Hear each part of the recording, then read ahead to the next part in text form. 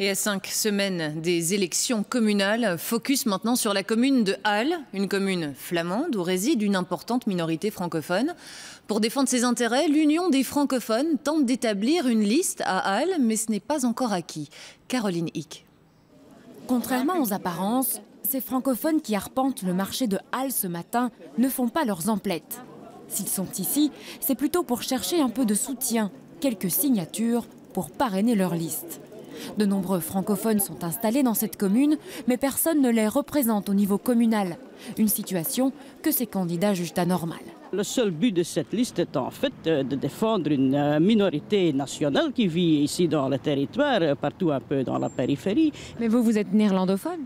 En fait, moi je suis belge, bilingue de la région. Et j'ai toujours trouvé que c'est une injustice de discriminer des gens vis-à-vis de la langue qu'ils parlent. Il faut la signature de 100 habitants pour valider une liste électorale. Il en manque encore quelques-unes. Cette dame décide d'y ajouter la sienne, mais à en croire les candidats, ce n'est pas toujours aussi facile. Certains ont peur, vraiment peur, et c'est pas normal d'avoir peur.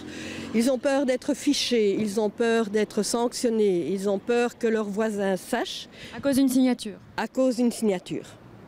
Donc c'est quand même interpellant. Ce sont principalement leurs relations avec l'administration ou le CPAS qu'ils veulent améliorer. Et s'ils sont élus, c'est, disent-ils, bien sûr, en néerlandais, qu'ils participeront au conseil communal.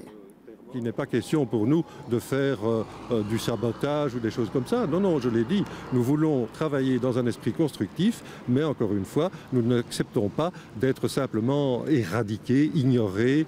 Des listes francophones se présentent dans une quinzaine d'autres communes du Brabant flamand. À Halle, tout dépendra du nombre de signatures récoltées. Ces candidats ont encore une semaine pour rassembler leurs 100 parrainages.